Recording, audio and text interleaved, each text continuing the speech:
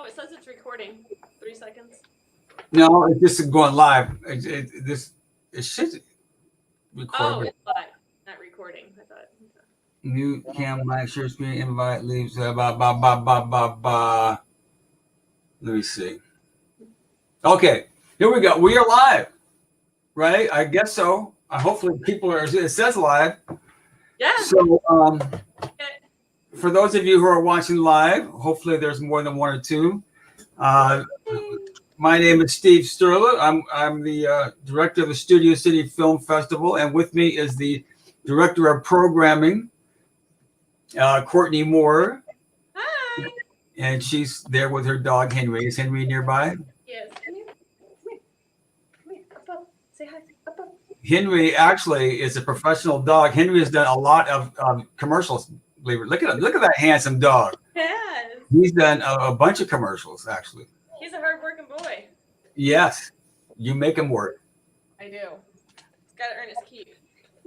So, right. So here's the deal, guys. So, the thing about this year, which makes it so unique, is this is the first year, as everybody knows, that we've gone virtual.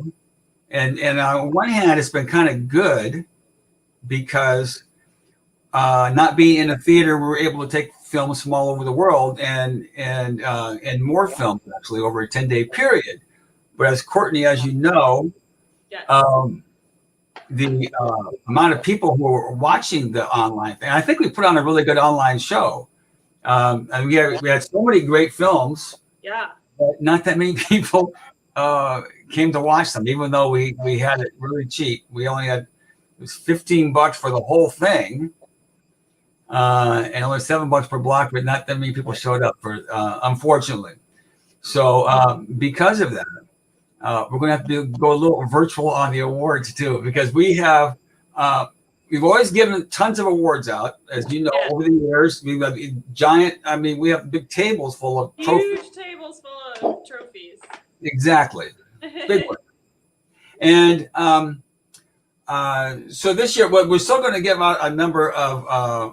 We're going to honor a number of films, but not everybody's going to get a physical trophy. But this way, we're able to add even more films to honor. But the main winners will get actual physical trophies.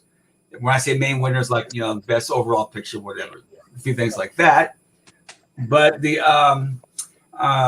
but otherwise, most of you guys will be getting nice. Laurels that will say with our logo and the best actor or whatever it is, and then we'll be sending those out to you. But the important thing is that we're acknowledging all the great filmmakers we have, because God, as you know, Courtney, I mean, every year we start off by saying, unless this film is award worthy, we usually don't take it.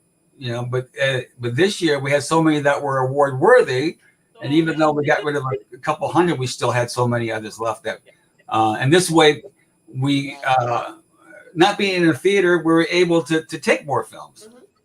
Mm-hmm. Yeah. Okay. We had tons. It was amazing. I couldn't believe the turnout.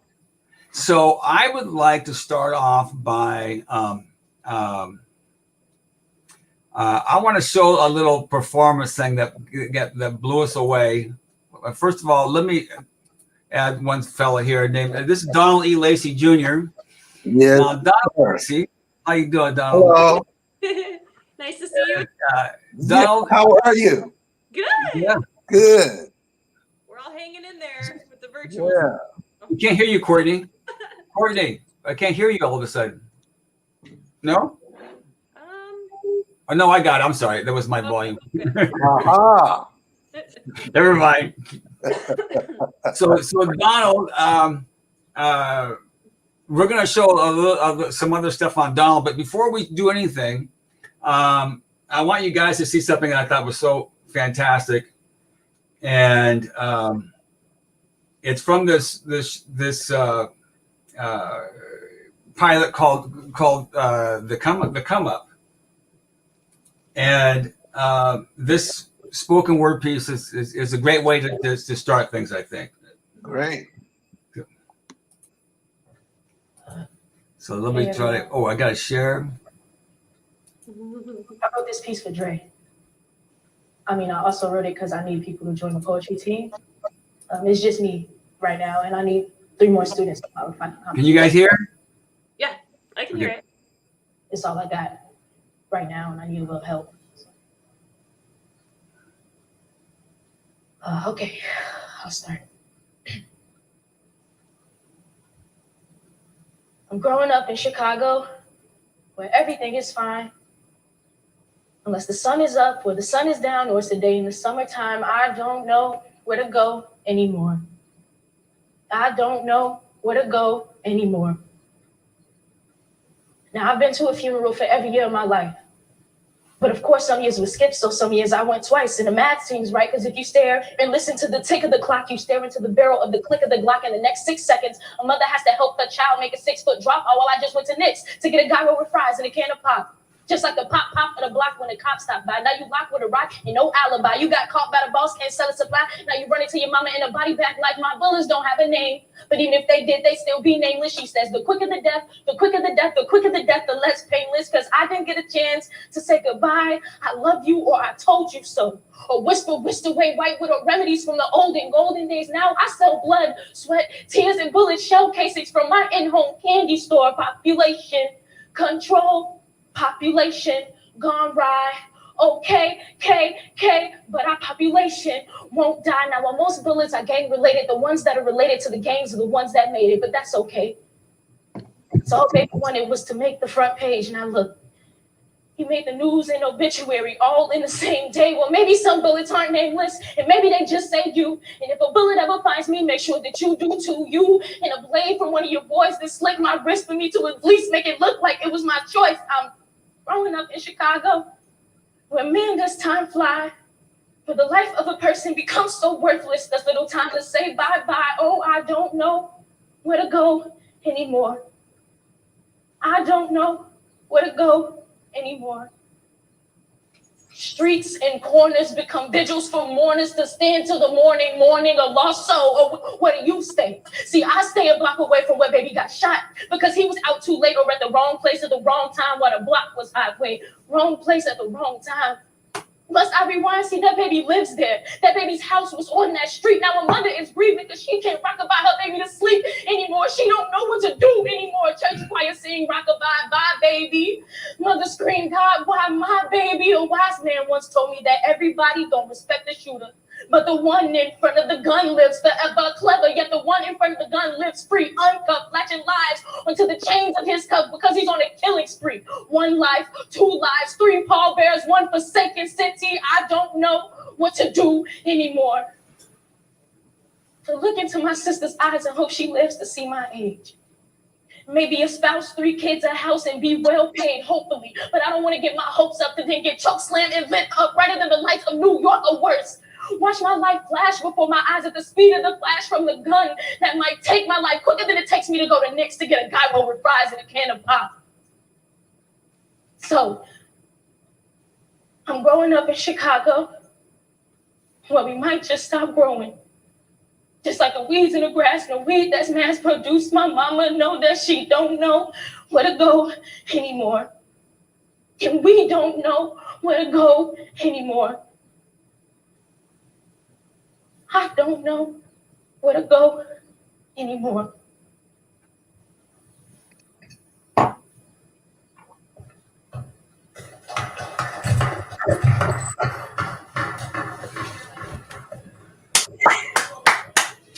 Right. Isn't that amazing? Wow. Incredible. 1 take. Yeah. I talked to the guy who did the shot. They shot that 1 take. He said she did the first take. It was perfect in rehearsal. He said, God, we should have shot that. And she goes, don't worry about it. I'll get it again. And she did. That's amazing. Yeah. Yeah. Wow. Yeah. Wow. Okay. So here we are, man. Donald Lacy. We should probably, start with you because or you know what? Or maybe we should, jump into something a little comedy and come back to your thing, Donald. Yes, man. I gotta say, who is the young lady? I have her name. It's I don't have it in front of me. I'll get that to you. I should already have that handy. I didn't have it handy for a second. Let's see. Because she so adequately and appropriately described what it's like for young people these days. Yeah. That's been my life the last 24 years or so, and she brilliantly depicted it. Brilliant, Yeah. very brilliant. No, she did. That was pretty amazing. Yeah, so a joke would be appreciated right about now. Yeah. So here we go. All right, everybody. So, but I, I want to start with something powerful. I thought that was. No, that was great, man. That was beautiful. Yeah. All right. So why don't we start off with, one thing we did this year was, which we hadn't done before because there wasn't a quarantine before. Yeah. But so we had a quarantine this year, so we thought, why not have some lockdown shorts and movies that had to have been made by somebody within their available talent, with the available talent they had, and with the available equipment, and Location. it's incredible. What's that, Courtney? I said in location. Yeah. Well, yes. And so it's just amazing what we got from all over the world, and we're so impressed. And then I just want to give, we can't go and talk about all of them, but I do want to at least give some proper respects to some of them.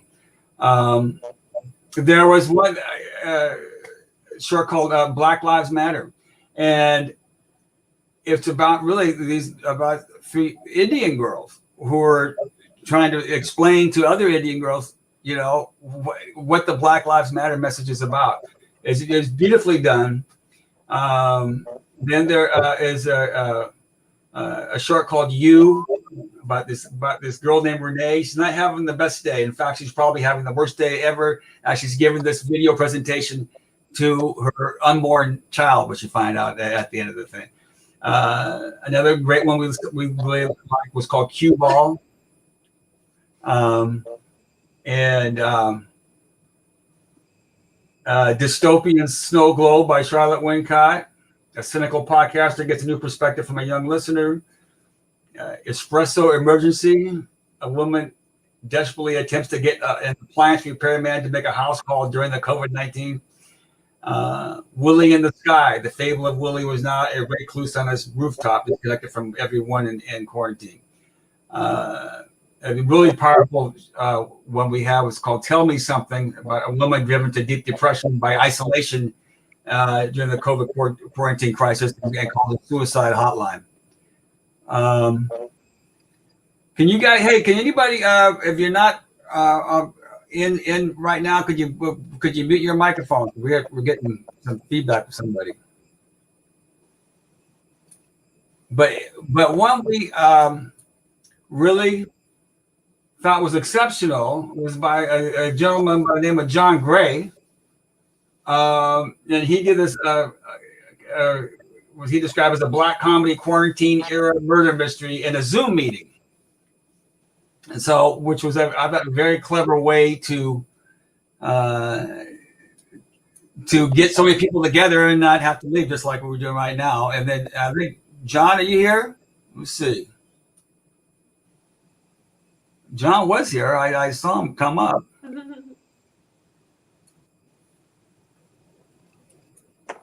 I guess he's not. All right. Well, then we won't show John. But anyway, so John, his short is called "Exit Package," and he won for best USA quarantine short. Congratulations, John. I'm sorry you're not here. What happened to you? What the heck? Okay. So then we had the let's see who we got in. We got Thad Lee. So we have for best comedy, not comedy short, but best narrative short. Let's see. I think. Well, hold on one second here. I'll find Thad. I lost him. There's Thad. Okay, here you go, Thad. Sorry about that, Thad. You got your. I need your audio. There you go. There we go. How you doing? All That You Love Will Be Carried Away. This is an amazing short, and it is. Well, we have voted it as the best short of the festival this year in the United States. It was Courtney's favorite. Thanks, Courtney. Yeah. So Thad, why don't you tell us a little bit about the short and where you shot it and what it's based on? It's a Stephen King short story called "All That You Love Will Be Carried Away," which came from a book of his called "Everything's Eventual." It was put out in 2002, and I was finishing up graduate school a couple of years ago, and I read about the Dollar Baby program. And right before I graduated, I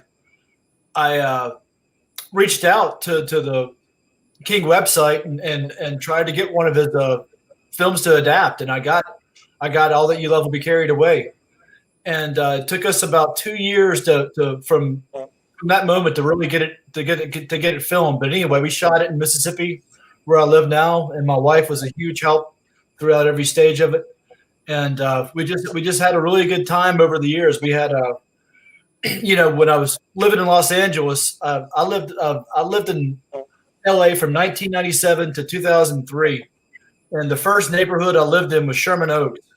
And I used to work at the Studio City, California Pizza Kitchen and on Ventura Boulevard. And the main actor in this movie, Reese Lau, who plays the salesman, he used to work there as well.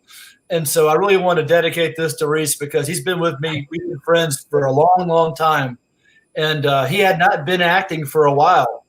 And I brought him out of retirement again. And he's married. He's got a family. He was working for the newspaper. And he put in long hours every night for us. And I know it was hard for him. But I just thought he did just an incredible performance. And I'm just so pleased with him. Well, everything was incredible about it, and the way it was shot was amazing, and because it feels like a feature, and it's a long short, but you can see it as easily being made into a feature, really, Yeah. And I think you did a beautiful job with it. Well, it was one of those things. I know 29 minutes is a very long short, and it's not what I intended. But it was just when I really dug into the story was, if you ever read the short story, it's so narrator heavy. And that the story itself all takes place in a hotel room. It probably takes, you could tell it in 5 to 10 minutes if you really wanted to, with the salesman sitting on the bed surrounded by voiceover. But it just didn't seem very cinematic to me to do that.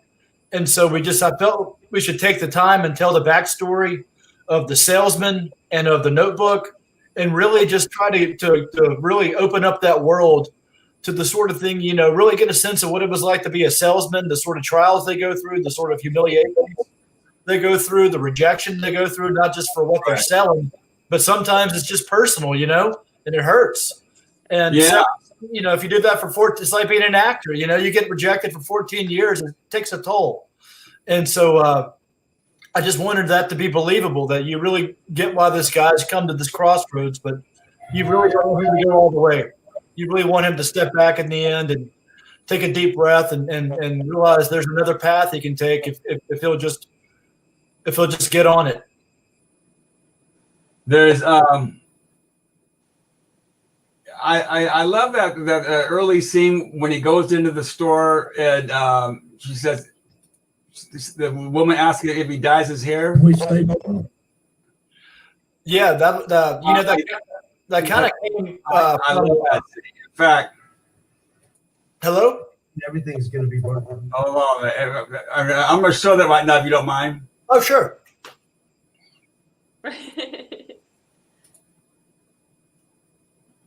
But I care very much for the lonely man at his center.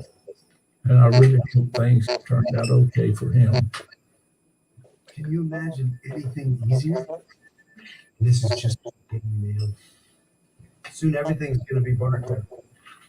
Imagine never having to mark, peel off, stick these pesky little stickers on anything else. Can you guys hear the audio? 7 years into it. You have any children? Shaky?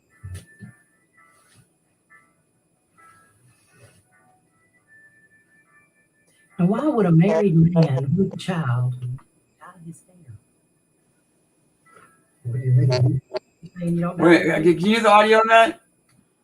Because I didn't hear It was a little choppy on my end. it again. Because I'm not going to buy anything from any man who dyes his hair.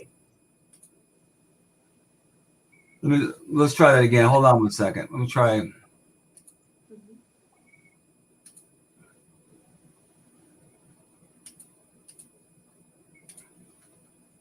Let's try that again. Sorry about that. I started to collect these patches from nowhere, keeping them in a pocket notebook, and finally I found the story in which they belong. This is it. I don't know if it's good or not, but I care very much for the lonely man at his center. And I really hope things turned out okay for him. Can you imagine anything easier? And this is just the beginning, man. Can you hear? Soon everything's going to be barcode. Yeah. Imagine never having to buy, mark, peel off, stick these pesky little stickers on anything ever again. How long you been married? 7 years in May. You have any children?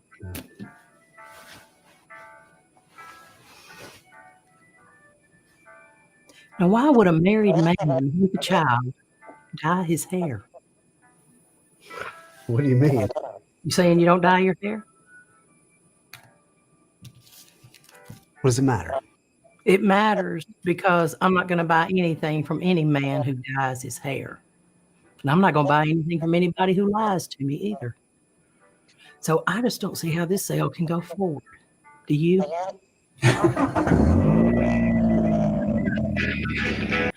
Well, there you go. All right.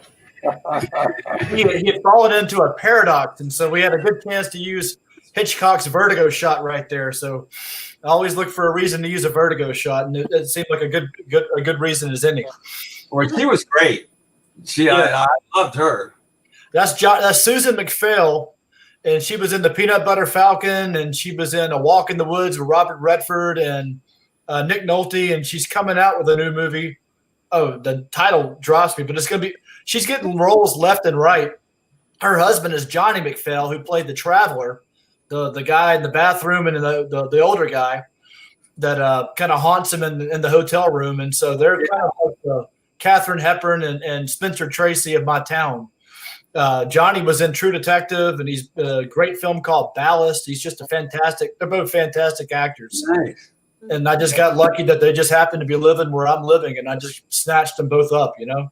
Oh, that's great. Amazing. Hey, listen, I just want to say one thing. We had so many unbelievable shorts. I just want to give a few shout outs to a couple of them, or a few of them.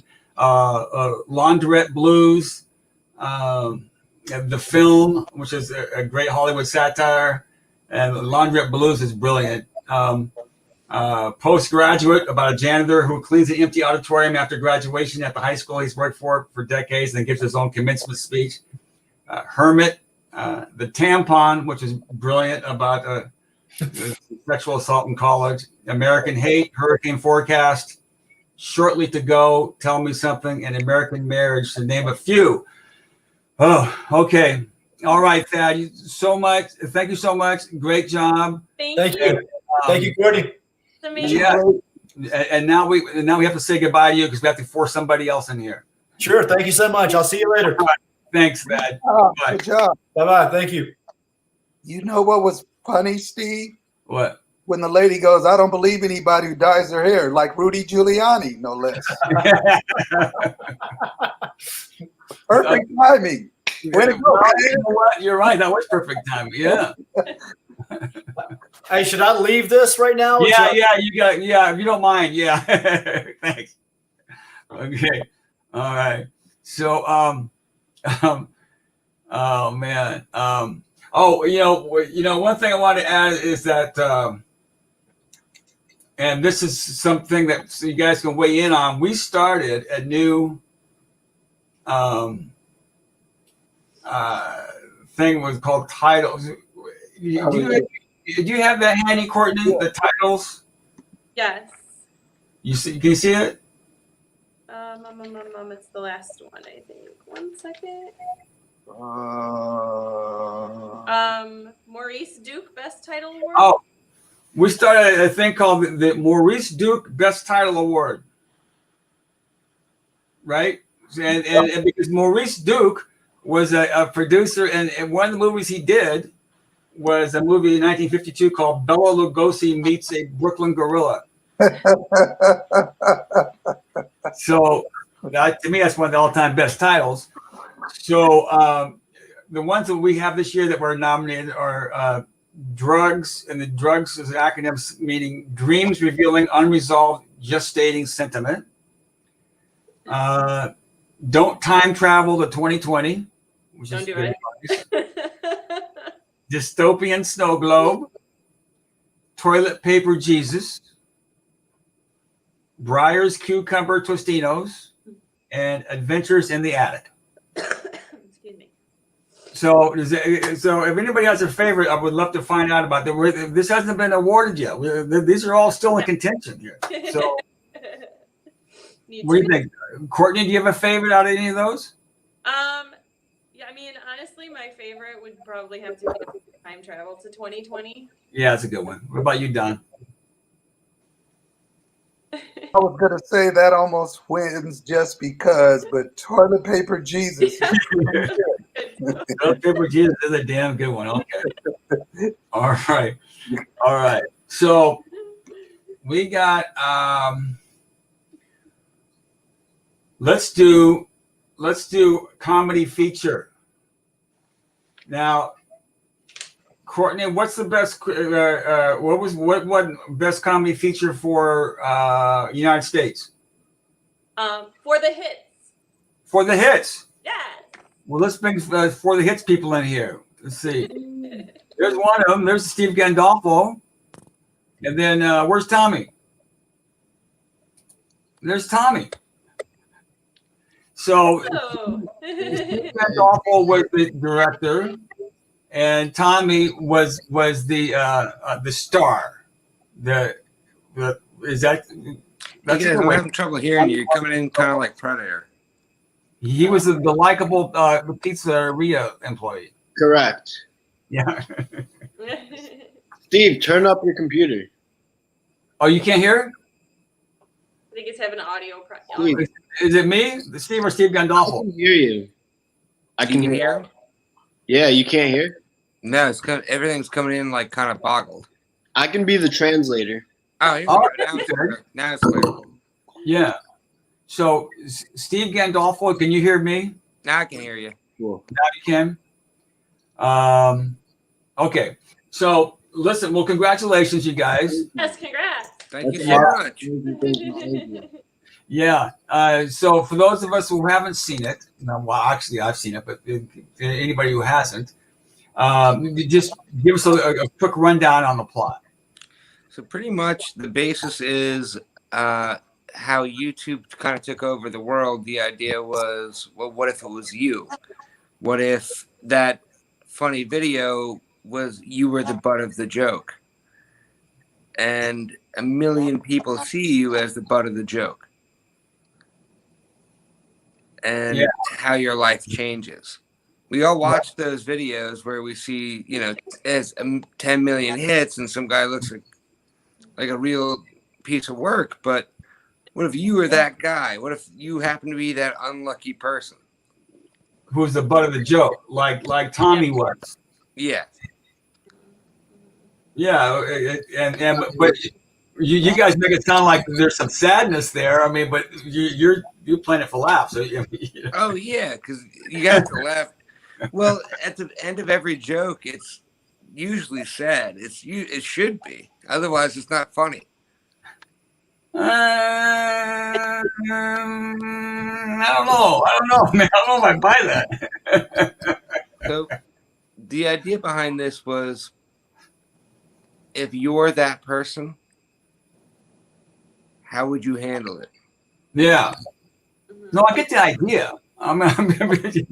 The more you talk about it, the less funny it sounds, though. It's a dark comedy. It's a funny movie, man. Everything now in life just goes on like social media and on the internet. So I mean, the good, the bad, and the ugly, and everyone sees it. So yeah, I get that too. I don't know, you guys. You guys are so somber right now. So the thing of it is, man, Tommy comes out of a liquor store. He's going over to his girlfriend's house. And he's got a bottle of wine with him, Pinot Grigio. Right. Comes out and he sees this guy, this girl, this big giant guy. Looks like he's attacking her, and he's just saying, "Mate, please let her go, please." And the guy says, "What you got? Pinot Grigio? I want that Pinot Grigio. Here, take it." And the girl's screaming, and he takes Tommy's shoes. And then finally, as he's pleading and crying for her, for the guy to let go, and gets on his knees. And it turns out it was all a prank, and that goes on the internet. Well, the whole idea there is that it was a mix of the idea of that the news and the internet work hand in hand, and you have to somehow, some way. No, I get the idea. I'm just trying to get this.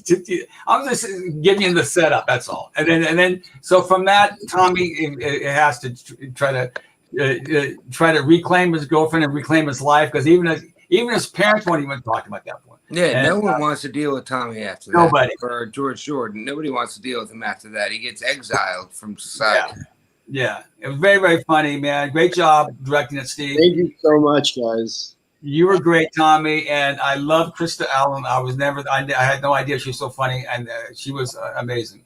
She is hilarious. Yeah, amazing. All right, great job, you guys. Congratulations. Thank you so much. Good job, fellas. Good job. Now go on, get out of here.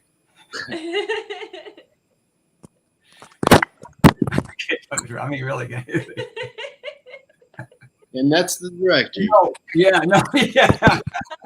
You know what? You're doing your phone. You can't hold it. All right, take care, guys. I see you later. Good job, fellas. See ya. Thanks, Steve. No problem. Thank you. Okay. All right. So, there was another comedy feature though, Courtney. There was. And that was the best foreign comedy. That's right. Right. Could you tell us what that was? Yeah, that's open for submissions. Oh, really? Okay. Well, wait a minute. Look what we have here. Brian Skinner. He happens to be the director of it.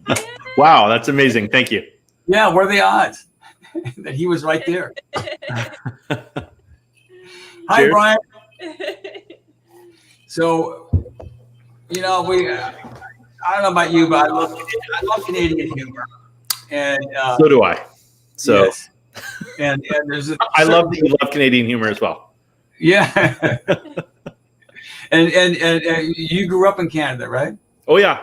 I'm 1,000% Canadian. And what's great about this is that this is it's called Open for Submissions. So it's it's about a film festival, and it's so fun to see the similarities, but there's also a lot of differences about the film festivals in the United States compared to Canada. Yeah, and the film kind of plays with that too, because there is, as you know, if you've seen the film, which we from our chat, I know you've seen it. So there's some playful poking of fun at some American stereotypes in there. So there is entry point there for American audiences, I think. Oh yeah, well yeah, and what I love, you know, it's just great dry humor too, you know, and it's I gotta agree with you. I gotta agree with you. It's and all the actors are, and I think you told me that a lot of it was improv too, right? It's all improvised. The whole film was improvised. Yeah, we shot it in 8 days and from a 30-page outline, and all of the dialogue that you're hearing from all the actors.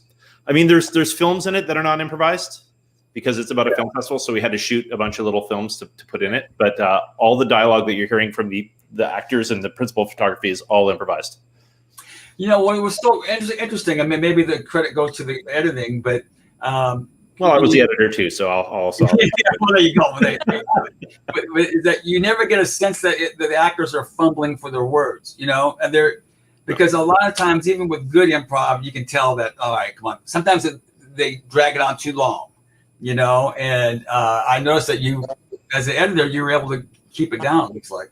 Yeah, and also it's not my first time I've done an improvised film, and also many of the actors have worked with me in improvised ways, so we're able to they know that they know how I work, and they also know that it's got to be tight as scripted work.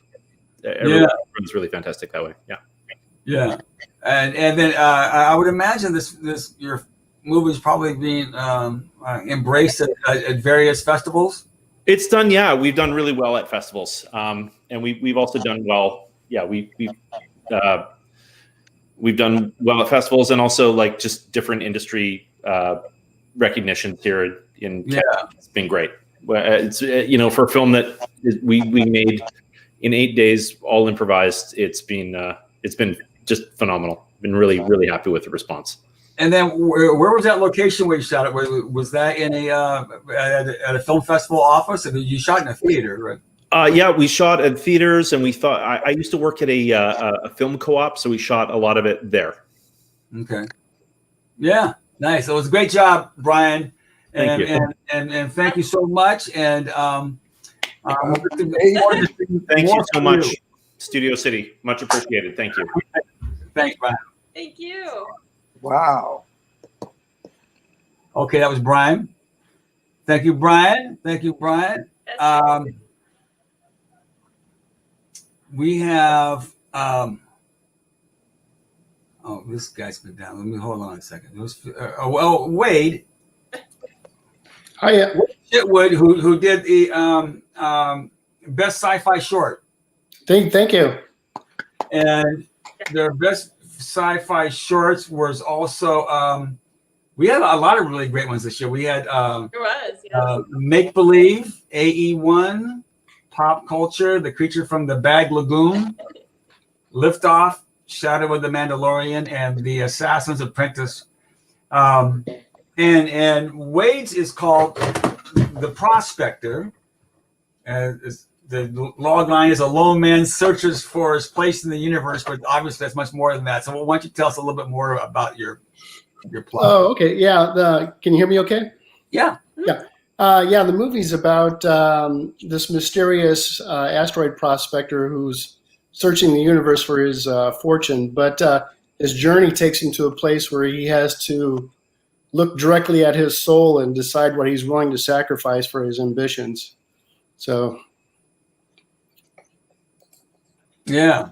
Well, it doesn't go well for him. But what was great about that? I mean, you were able to. I mean, just all the effects that you're able to have in the short was just incredible. Yeah, it was background. It was 3 days of principal photography and 3 years of post production, is what it was. So wow. Yeah.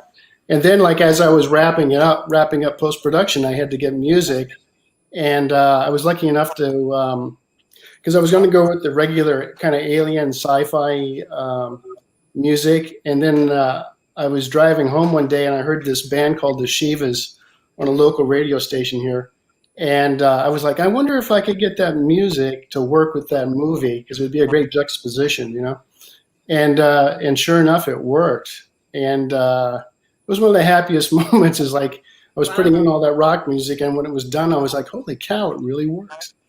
So, yeah. That's amazing. Oh yeah. Thank you.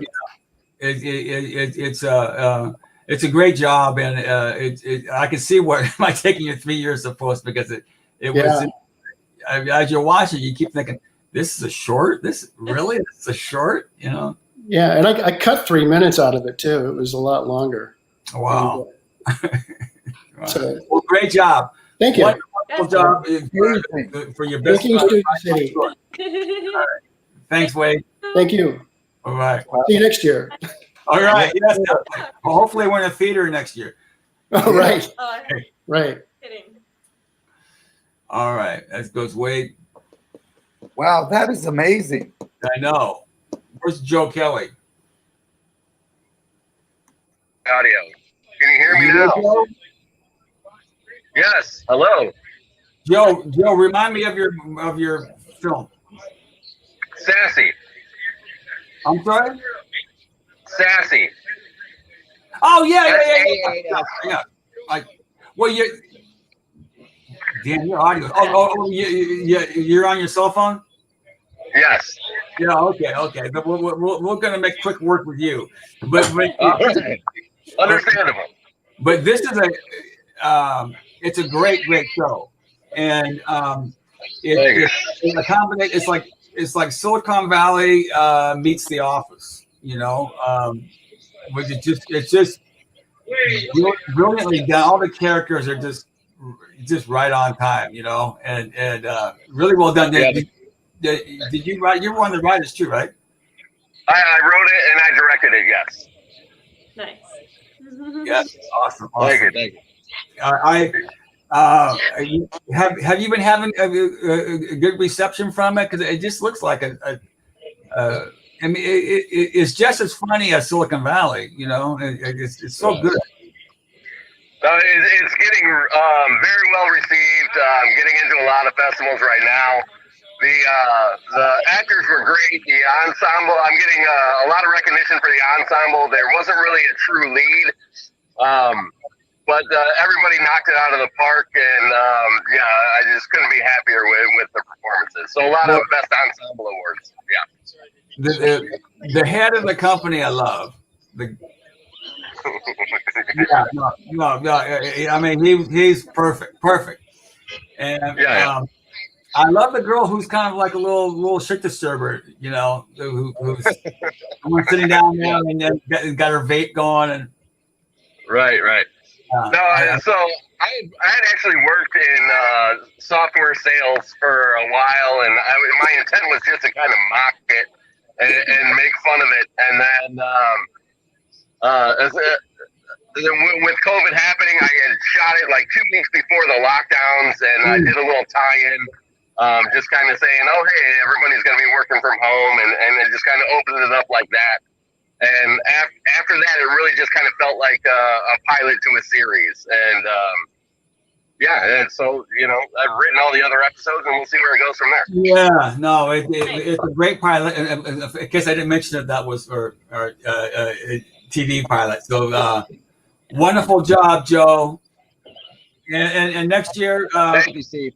I want to see this made into a series, and I'm sure it will be. Yes. Yeah, it's well on its way. Courtney thought it couldn't stop laughing. Courtney, she told me she watched it twice because she thought it was so funny. Well, I'm happy you left. That was my intent.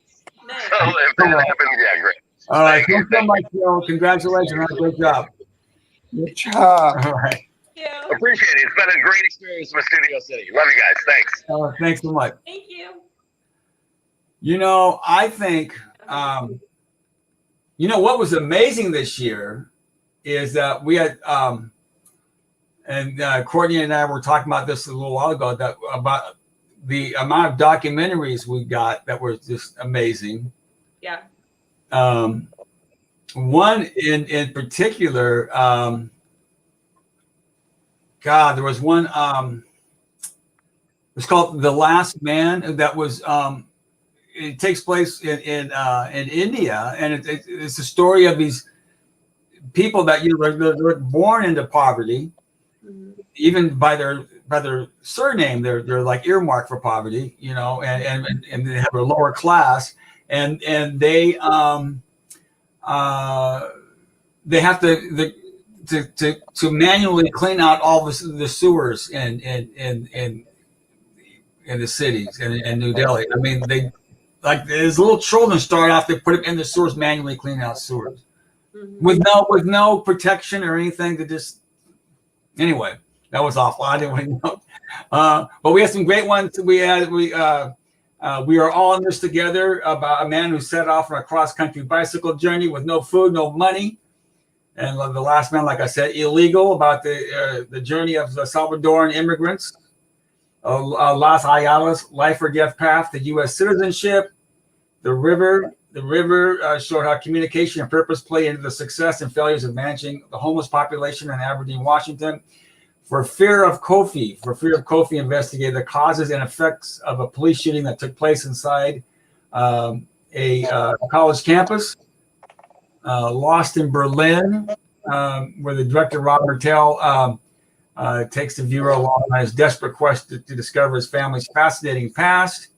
I Am Black the Enlightenment, a documentary based that was created to educate cultures on the racial disparities that exist. And also one called The New Abolitionist by filmmaker Christina Zurich. She follows 4 NGOs, non-government. What's the stand for non-government? Well, we'll ask her. It's about, well, I guess with sex workers or sexual slavery, or how would I say that? I'm going to ask Christina. What am I getting wrong here, Christina? It's about, I'm laughing, and it's an incredibly serious subject, but it's. No, I'm sorry. No, I mean, you're sex trafficking. And so, but most people, when they hear the term NGO, it's a non-government organization. That's Thank all. you. Yeah. That flooded into the region after. We call it nonprofit. Yeah. So these nonprofits are over there, and whether you're like in Thailand and Cambodia, or Specifically Cambodia post Khmer Rouge to help rebuild the country. The first time I went in 2015, I shot some footage, didn't have the movie, came back in 2016 and followed 4 non-government organizations / Christian ministries who had dedicated their lives to ending human sex trafficking, and basically was shocked at the lack of infrastructure. The government has not rebuilt. And that's why the people there are at risk. The children and the women are at, well, everybody's at risk, but the average, I think the average life expectancy in Cambodia is 50 years old. So. Oh, 15? 50. Wow. 50. Oh, 50. Oh, so 55. the hospital systems are woefully behind. Educational system.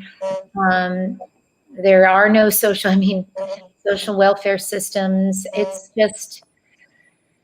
It's usually problematic, and they're rebuilding. So different, it's become kind of a cause globally, certainly with Christian groups, where they want to come in and help, build up the infrastructure, educate. Basically what happened is the intellectuals, the learned people, a lot of the educators, the elders were all the big targets during the Khmer Rouge and all assassinated. So if you kill off all the intellectuals when you have to rebuild, but the country is slowly getting back on its feet. But yeah, so I went into Thailand, Cambodia, and Vietnam with the different NGOs, but I came back with 600 hours of footage. So post-production was, now we're down at like 98, 99 minutes, 98 and a half minutes. But so it was a lot of chopping away. And I just didn't put the Vietnam section in. I just thought, well, maybe one less group that could possibly be upset with me because of what Well, I mean, and like you're saying, you had to blur out the faces of the people, the helpers helping these people from the NGOs, because their lives could be at risk. Yes. If they're right. And it's actually gotten worse since I shot.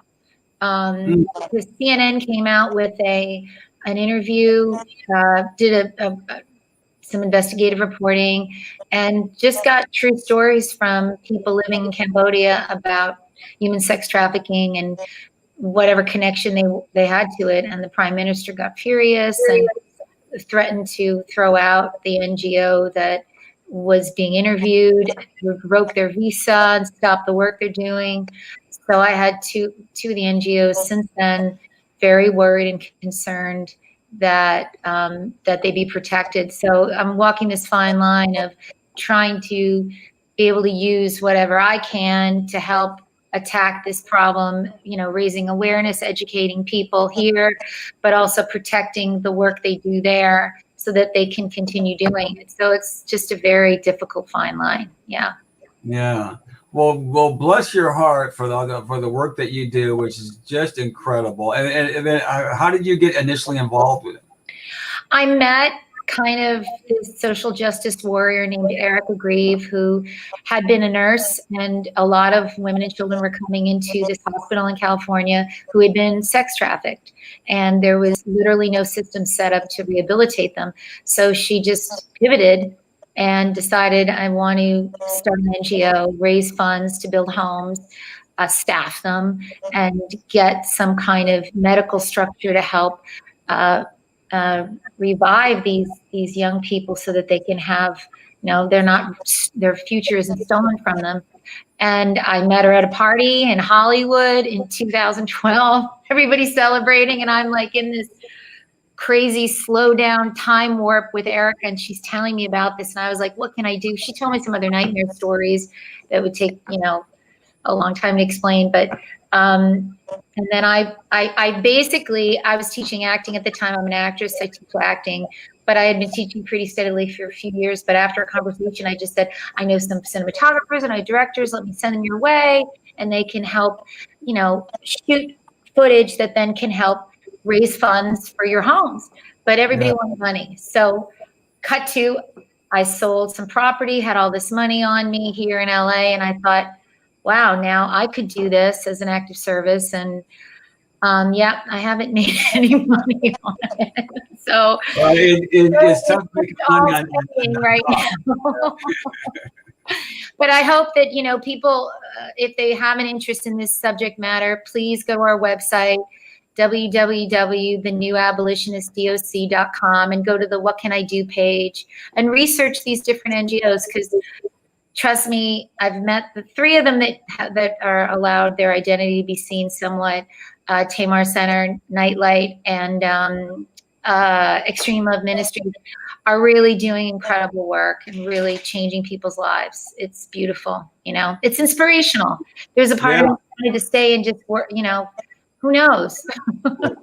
Christina, you're inspirational, and thank you so much for being here tonight. But it was such a pleasure having you involved with the festival. I admire you so much for the work that you do, and congratulations on being recognized by the Studio City Film Festival.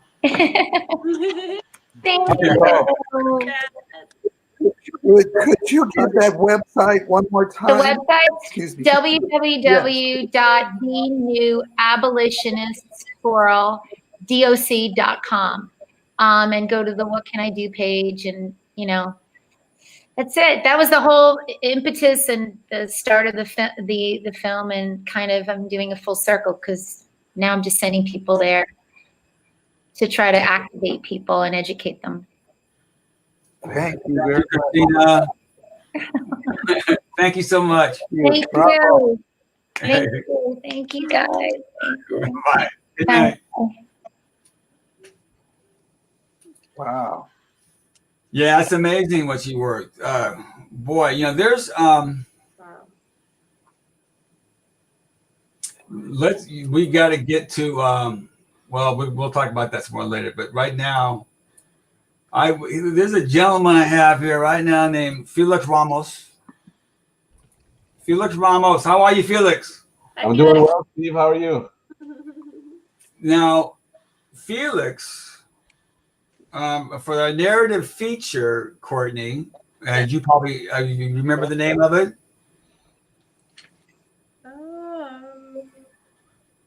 That was The wrong title. I don't blame you. No, she'll get it. She'll get it. She knows it. So she saw it with me. She loved it. In the Defense Against Tyranny. Did you? Yes, thank you. she saw it months ago because you know we've had us around for a while. The first of all, congratulations, Felix, because you have we are recognizing you as the best narrative feature, best U.S. narrative feature. Wow. And then you went up against a lot of great films, including Maurice, director Daria Nazarova, Remember Our Days, John Rangel, Cricket's Dance, The Cricket's Dance, American Whisperer, Tuscaloosa, Incident at Gilt Ridge, Idol, I'll Be Around, and Rotten Ears were all great features. But I think yours stood out quite a bit, Felix, because it was such a powerful political message that was so relevant to what we've been going through. But also, what I thought was so impressive about it is that you took on such a huge topic and were able to do it with a bare bones budget, I would imagine. And I'm surprised you even thought about taking that on. So, why don't you tell us what was your inspiration for doing it? Well, the 2016 election and the aftermath of that, I started writing it in the fall of 2017. And I was just, I guess, tired of just being angry and not having an outlet or being able to voice my opinion. And this is what I do. We're writers, we're directors. So I figured, why not make this my first feature film and tackle this this big subject, as you mentioned. But it was a culmination of two films that I wanted to make. One, the political side, and then there's the very personal side of the Suarez family that I wanted to get into. And so that was basically the inspiration for it. I wanted to say something, and I wasn't sure. It was a journey because I had several drafts and a couple of different endings, and this is the one that felt the most organic, what you see on screen. So that was it. That's funny you said that. And it was so well written, and I should also tell you, as long as you're here, that you also won for best feature script. Woo! That's the one I wanted, Steve. I wanted them all. But thank you. So that was very well deserved, and right. Your lead actor Randy is he around? I believe so. I don't know if he's. He's not in the. Yeah, he's not in the thing. Okay. He's just not. I'm going to rescind his award then. No, don't do that. No, I have to. He's forced in my hand. Hilarious. I can get him on really quick. I mean, who does he think he is? This guy, this Randy guy. He's watching right now and probably just screaming my name and a bunch of obscenities as well. So, yeah. So anyway, Randy Vasquez is the our best actor in a feature. Yes. Am I pronouncing his name right? Vasquez? Yeah, Randy Vasquez. Yes, Vasquez is the proper pronunciation. Sure. Vasquez. There you go. He was amazing. He was amazing, Steve, and he did a great job. Yeah, congrats. It took me some work to get him. So I wish. I'm really sorry that he isn't here to tell you this story, but I had to chase him, and I don't blame him because someone else reading this script would be like, "Wow, this is kind of a crazy idea," and I don't know if it doesn't work, it's going to be really bad. But if it does, then we'll see. So I don't blame him for being hesitant, and but we spoke, and I made him understand what I was trying to convey with this and where we were going with this, and a few other things came into play as well. But I think I convinced him, and we got an amazing performance out of him, and I was so blessed for it because he was my Frank Suarez. I looked for for a while, and I was convinced that he was the man. He was the man for the job. So he was the actor. So very charismatic guy, very much so, and a really good actor. And your whole cast was fantastic. Thank you. Yes, they were absolutely. Absolutely. Well done, Felix. Great job, and thank you so much for entering your film into our festival, and we hope to see you again. Okay? Oh, thank you, and thank you, Donald. I really appreciate you guys. I'm ecstatic, and I'm gonna have a drink. Thank you very much. There you go. and Don's not being lazy; it's just that he's got some back issues right now. So. Oh no, that's okay. I'm with you, Don. I got back issues. So. I'm celebrating you flat on my back, brother. Good job. No problem. Thank you, sir. Thank you, Felix. Thank you, God Felix. bless. Bye-bye. Bye. All right, good for Felix, man. He was He's like a real nice guy too. Great guy, and I like to see nice people win stuff. Yeah, me too. That's amazing. Where's Kevin? Kevin off the docks. Where's Kevin? Kevin? Kevin. Can you hear me? Yeah. Hear you. Oh, Kevin. Oh, Kevin. Oh, how you doing, guy?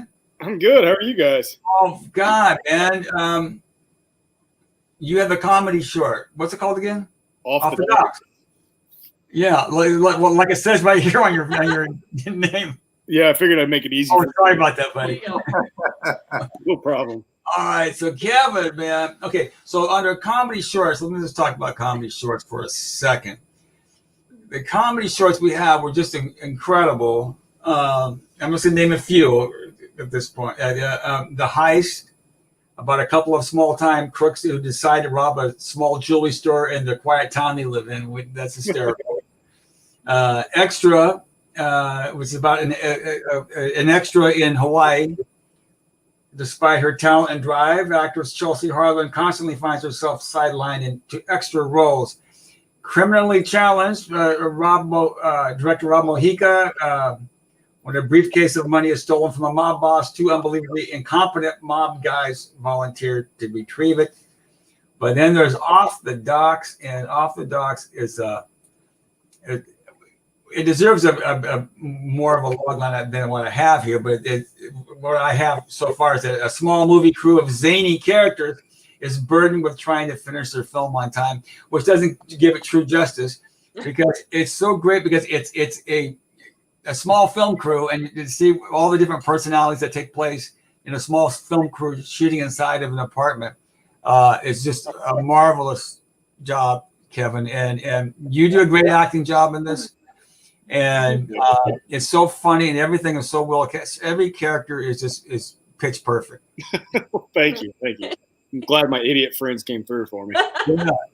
Because the beauty of it is that when the movie opens, it's black and white, and you think you're seeing this film noir thing, Then all of a sudden, it pulls back, and you see that it's in color now, and we're shooting in somebody's apartment. And just all the little things that go on during that time. So anyway, so you guys won Best Comedy Short, man. Against a lot of tough competition. All right. I'll take it. Thank you. It's great, man. It's great. I've actually seen it 3 times. Oh, wow. Courtney hasn't seen it yet, but I'll show it to her. I know. Here she is, director of programming, but she hasn't seen it. So, wow. but she can't see everything, and neither can I. You know, so we all kind of put our heads together with all the judges and everything. Okay. So nobody's pointing fingers at you, Courtney. I will though. I promise. Okay, let me know. No, you definitely will not. Yeah. Please. Well, that's awesome. Thanks, guys. Yeah, man. It's now you wrote it too, right? Or you co-wrote it? What? Yeah, I wrote it, co-directed it, and produced it with my partner Colin, and obviously was in it at the same time. And it's kind of like, I don't want to say it came together at the last minute, but it felt like it did because the script itself was 26 pages, and we shot 26 pages every day that we shot. So we shot the film for basically 2.5 days, and we shot all the black and white stuff first. So like the fake scene is what we call it. Yeah. Which was by far the most fun part of the shoot because we could just be as crazy as we wanted to be. Yeah, that was great. Yeah, and just do these stupid accents and whatever, Yeah. you know.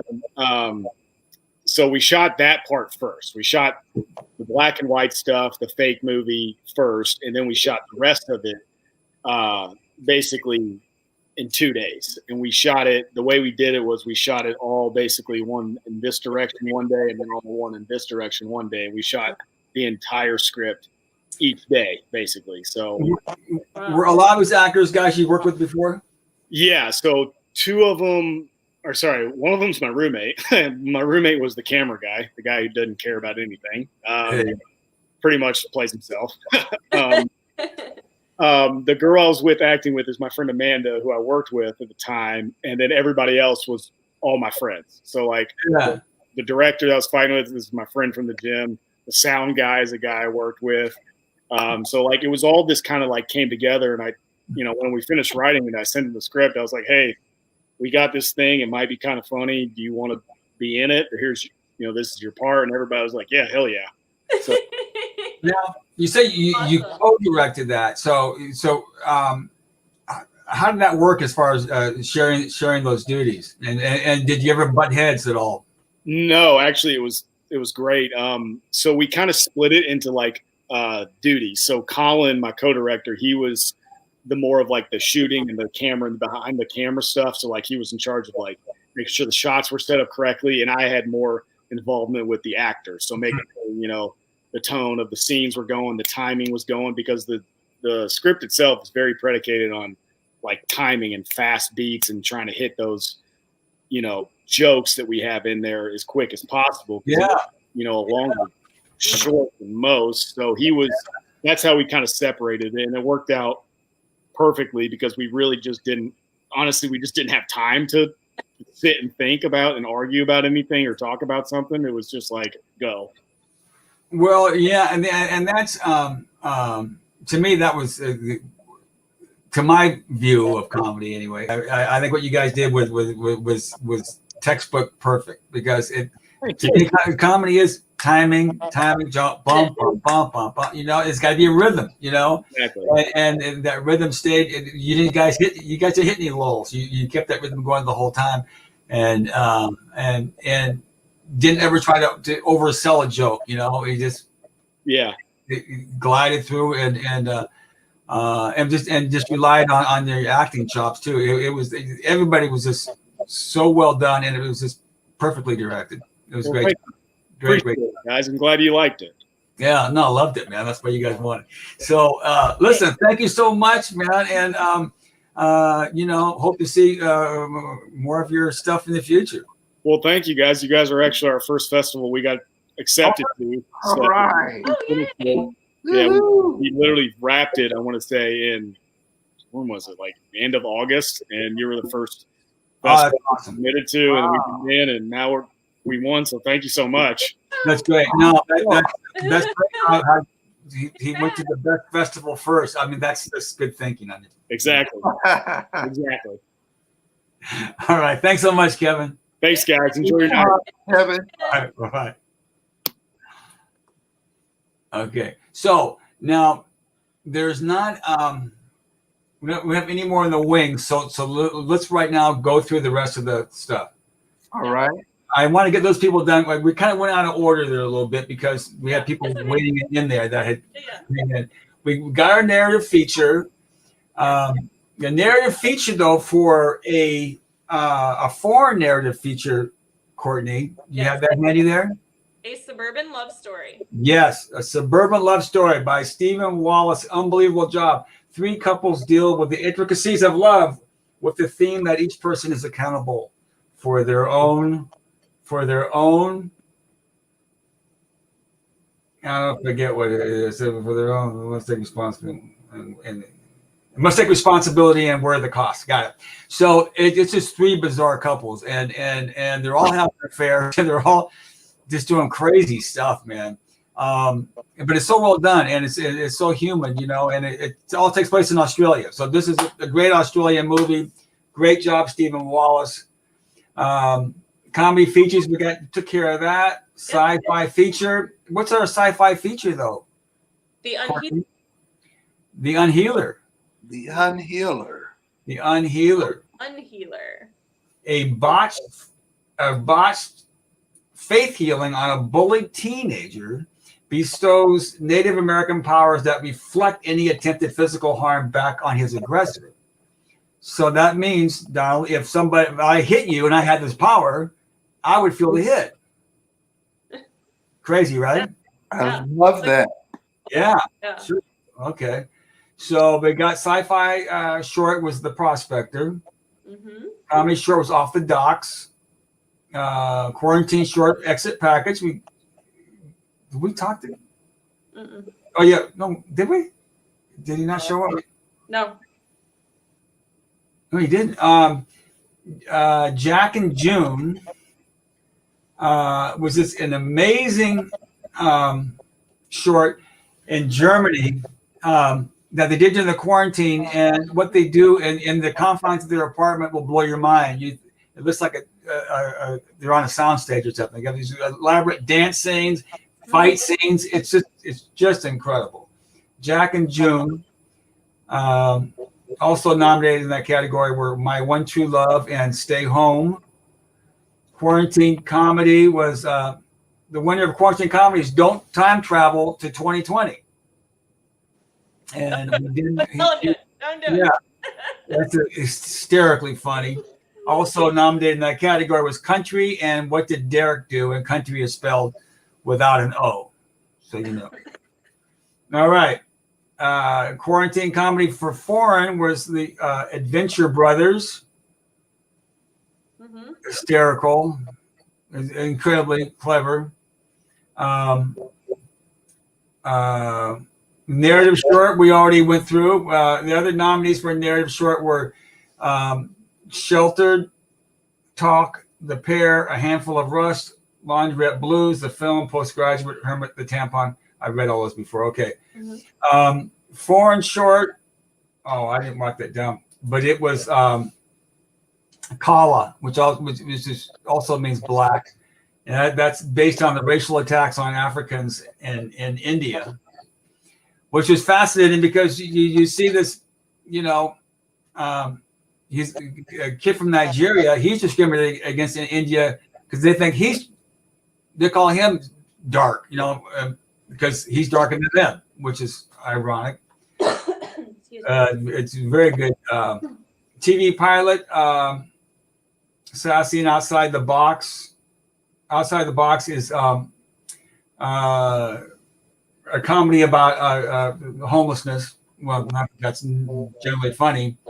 Web series, we had a great web series called Quinn's Place.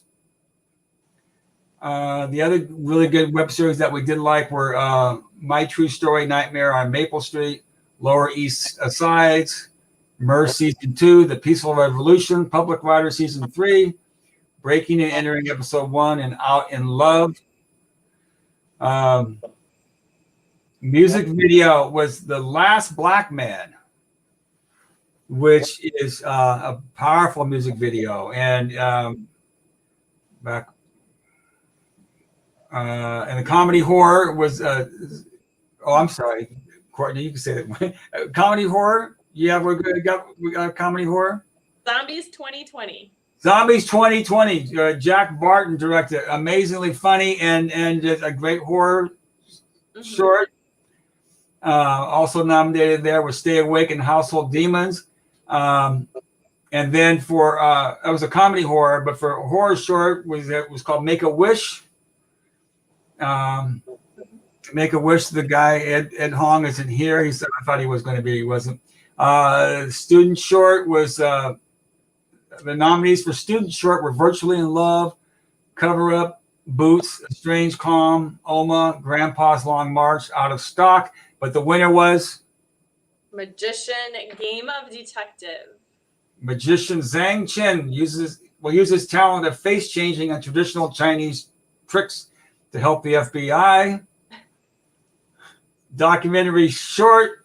The nominees were Means of Expression, The Kids Are Still Here, Shot Down, Howard Snyder and the B-17. But the winner was in documentary short. You have it there? I do not. 288. I forget why it's called 288, but it's men dealing with the long-term effects of sexual abuse, and the abuser that unapologetically defends his actions. Animated short is the nominees were Apocalypso, The Very Hungry Ducky, and The Extinction of Up. And the winner was, you have that one? The Very Hungry Ducky. Very Hungry Ducky. You start the documentary feature we got. Now, before we get to the Social Justice Award, did we decide on the Maurice Duke Best Title Award? Drugs, Don't Time Travel of 2020, Dystopian Snow Globe, Toilet Paper Jesus, Briars, Cucumber Tostinos, Adventures in the Attic. I was trying to see if there was a couple.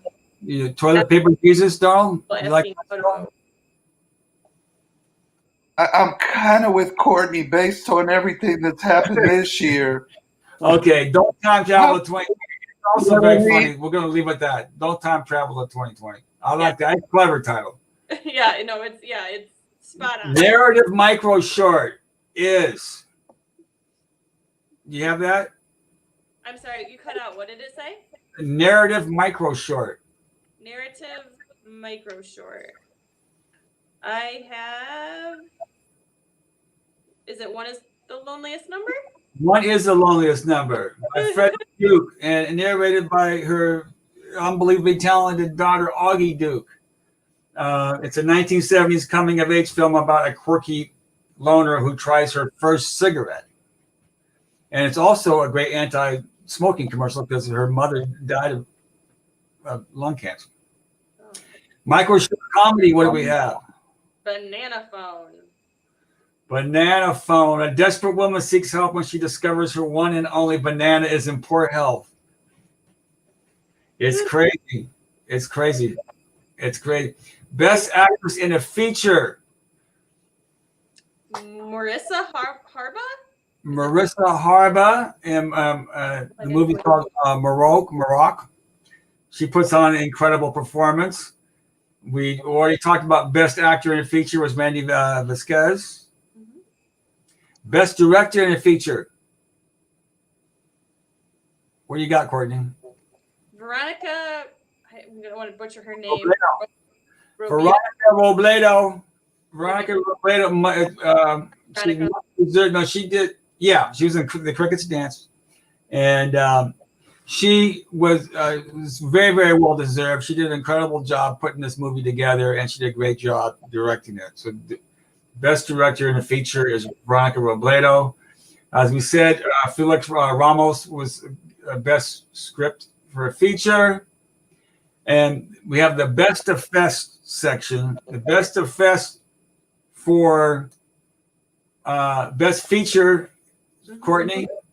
A Suburban Love Story. Yes. And what about best quarantine short? Jack and June. Best short. Not sure I have that one. All That You Love Will Be Carried Away. I have it. Yes. Okay. Now I see it. It was in a. All right. So the last thing we're going to do here is talk about the Social Justice Award before Donald falls asleep. Donald, you still with us? Are you hanging in there? I think you're muted. He muted himself. Probably so we wouldn't have to listen to him snore. Donald, you there? Yeah, I couldn't get to the mute Oh, button.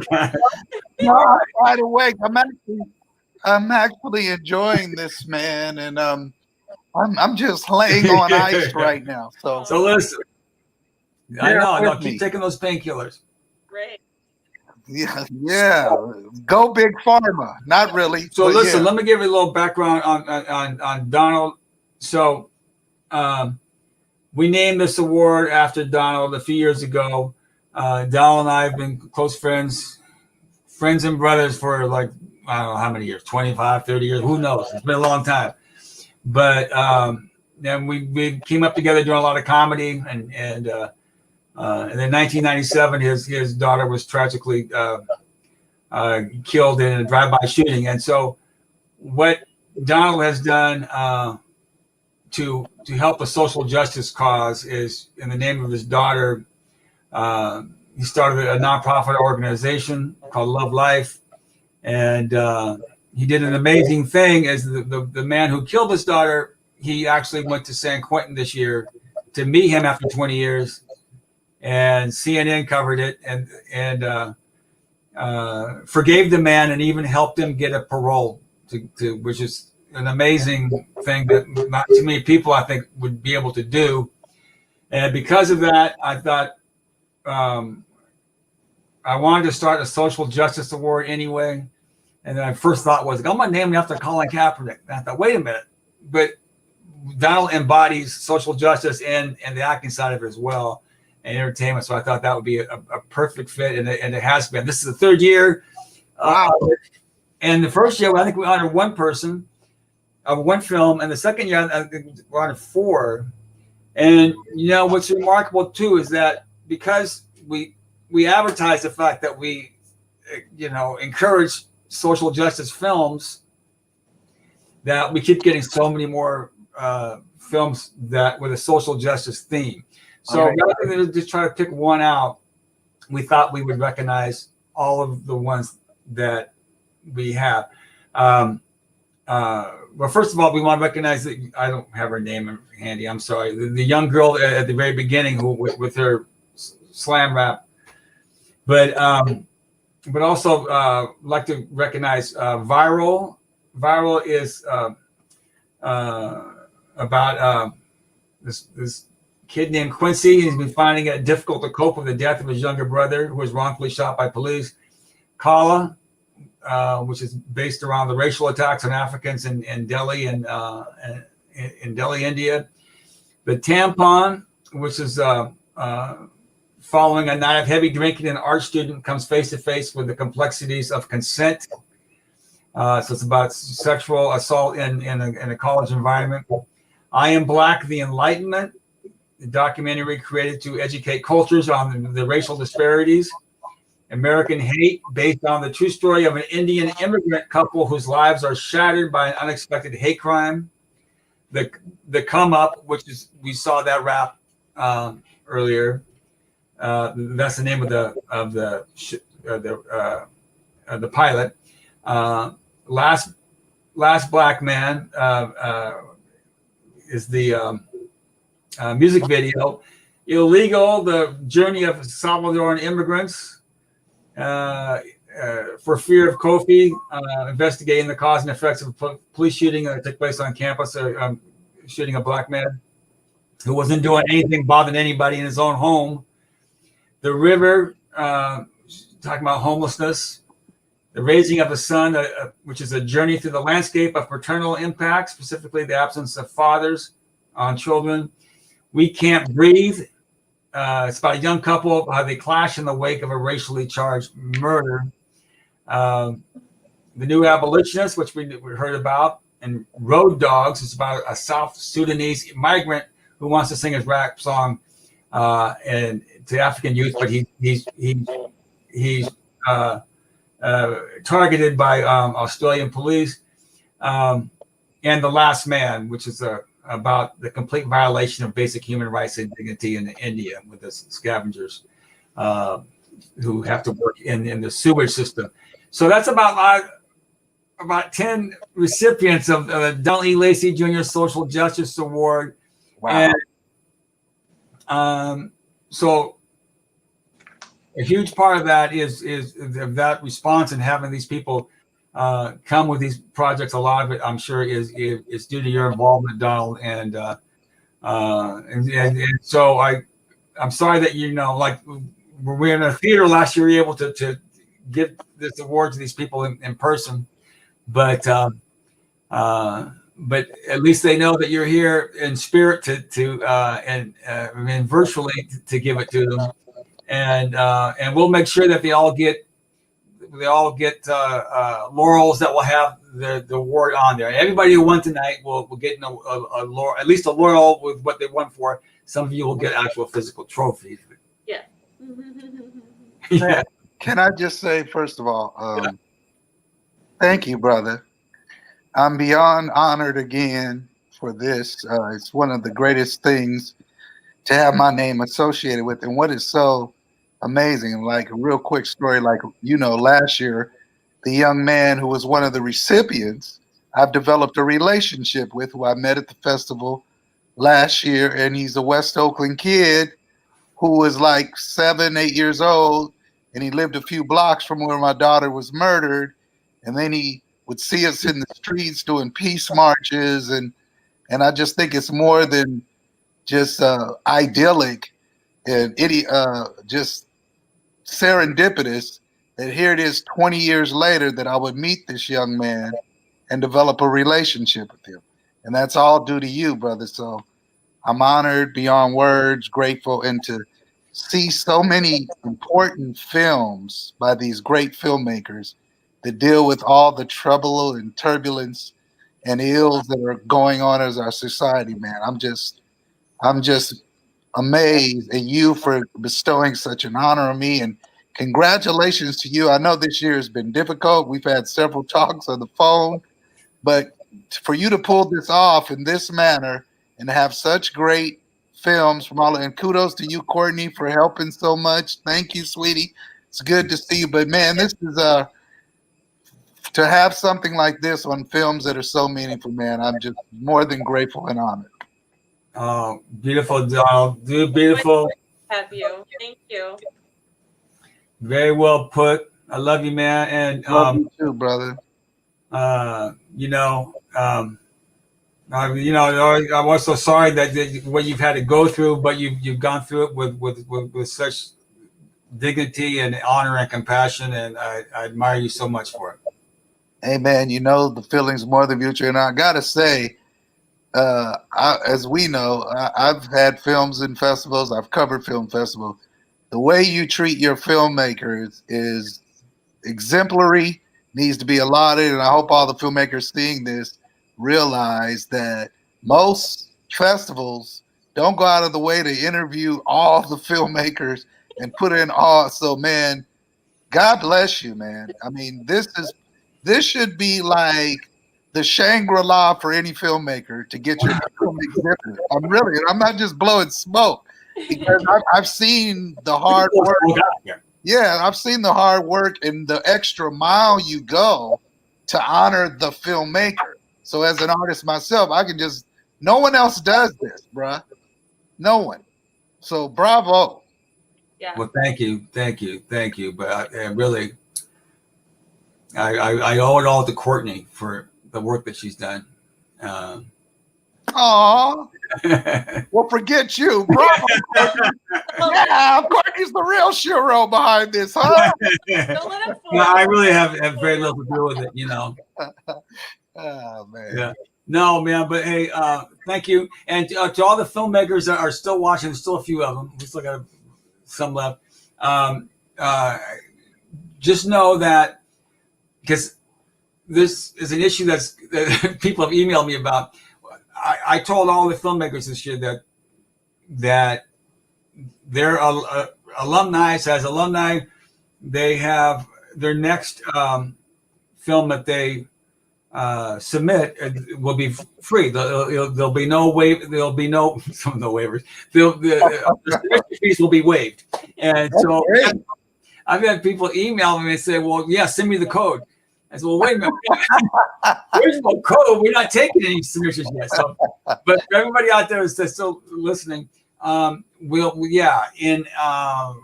probably in January. Once you see that we're open for submissions, just email us and we'll send you a code for you to have a waiver for your next project. Beautiful. Yeah, it's beautiful, baby. And that's all I can think of right now. Courtney, can you think of anything else? It's just amazing, Steve. This is the first time we've had to do it virtually, and I'm so sad we don't have the meet and greet parties. And oh my gosh, it's to get to see you and give you a big hug. But, Yeah. You pulled it off. It was amazing. It was cool having everybody on, and you know get to chat with everybody and giving them their time. Like Donald said, you're always super good about doing that, which is amazing. But yeah, thanks, Steve, and thank you, Donald. Good to see you, Courtney. You too. Yeah, man, what a crazy, wacky world. Can we get back to in person? No. Oh yeah. Well, that's not yet, but I mean, just saying, can we get through this Jagun thing already? What could you do anyway? You can't even get off the couch, Donald. Hey man, I would get in a wheelchair, or scooter, or anything to be there. Jeez. Okay, well, I guess we can sign off now. I thought we'd be on it about an hour, but it's been an hour and a half. Donald, thank you so much for everything, man. Hey, come on, man. Anything for you. Thank you both. I appreciate both of you, man. Great job. Courtney, you're so amazing. You have such a great vibe about you. Yeah. And thank you to all the filmmakers. The filmmakers were incredible, and in fact, everybody who I got so many notes from people who went to the site during the festival later on who said, "Wow, what a great selection of films!" You know, and they were so thrilled that their film was accepted amongst all those other great films. So hopefully everybody had a good time. So I guess that's it, guys. Amazing job, Sterla. Thank you all. Love you all. Love all the filmmakers. Love you, Donald. Love you, Courtney. Love you both. Congratulations, everyone. Everybody, bye, everybody. Peace and blessings. Peace and blessings. Love you guys. Yay! Happy holiday, Courtney. Thanks for the holiday. And holiday